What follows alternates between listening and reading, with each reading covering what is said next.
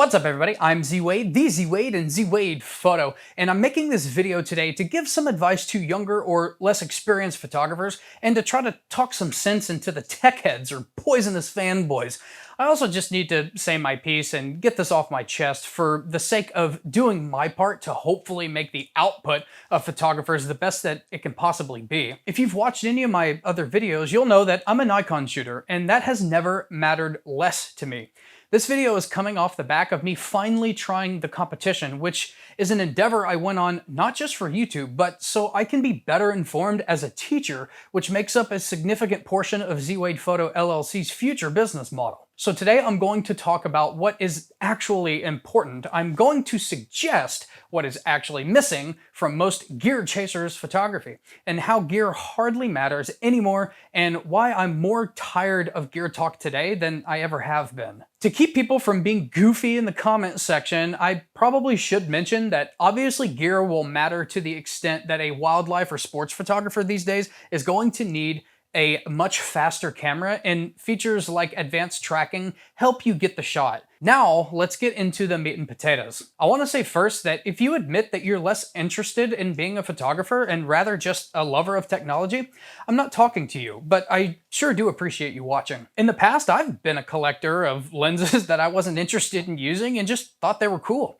I get it. Camera and lens engineering is fun, and lens crafting especially is an art form in my opinion. So if you just love the technology, you get a pass today. Specifically, I'm talking to people who want to be considered a photographer and are chasing after the next big thing that has 4 more megapixels or 2 more frames per second. You are playing the game that the brands want you to play. It's also creating a business structure for the used camera resellers. Have you noticed the insane high prices of used equipment lately? In this video, you're going to see why. I know I have a lot of gear videos, but an interesting fact about me that you don't see is the average shutter count of my cameras whenever I replace them. Generally, I don't upgrade from version 1 to version 2 unless I have run half of the expected shutter life. That way, the resale value isn't absolutely demolished, but I definitely have gotten my money's worth out of the version 1. When you upgrade every 2 years, you haven't even put a dent in the shutter life. That trade-in value feels a lot more painful. So, words of wisdom 1, if your camera fits good in your hands and it's fast enough for what you need, use it! A slightly faster or slightly higher megapixel camera is not going to make your images look better. So if gear isn't going to make your images look better, what will? And here is the aforementioned meat and potatoes. Based on what I see on Flickr, YouTube, and pretty much everywhere else, your first problem is your post-processing. The proof is in the pudding. Editing videos are among my lowest performing genre of YouTube content. I've had several editing tutorials on my website over the last couple of years that were removed because not a single person wanted to download them. The reality is, people seem to care more about the camera's features than elevating your imagery beyond minor adjustments. The same goes for content on lighting, which is the second problem.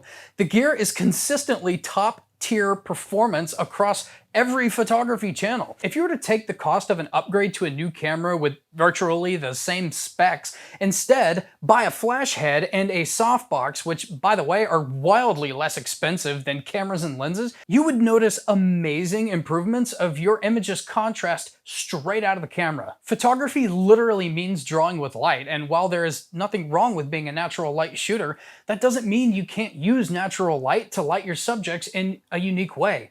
You can use shadows from surrounding objects to create a new dynamic to the photo, or get back to the basics and find a dark subframe to add interest. A new camera, regardless of its bells and whistles and performance, will never be a replacement for an experienced light manipulator or a great post-processor. I get that this sounds super obvious, but I see it every day in emails, comments, and in person with less experienced photographers that say things like, once I get this lens, my images will look much better, or I need to upgrade my camera to make portraits look better. Yes, those are real recent remarks. I chose those remarks because both of those photographers charge for their service, and both do so without photo editing software.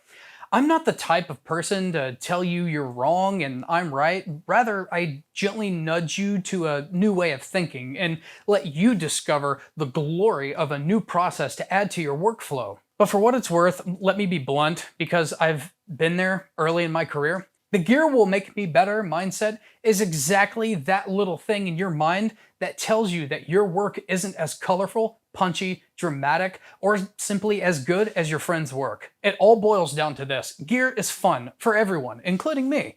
But if you spent as much time learning as you did drooling over gear, you may save yourself some money, sure, but also find your work improving at an incredible rate. I'll be honest, after 10 years of shooting photography, I still have as much to learn as someone who just bought their first camera, because the learning never stops. But if you are a notorious gear chaser, you are never going to be happy until the learning starts. And no piece of glass or sensor is ever going to teach you. It will only tempt you into thinking you need it, because that, my friends, is just part of the marketing and sales plan.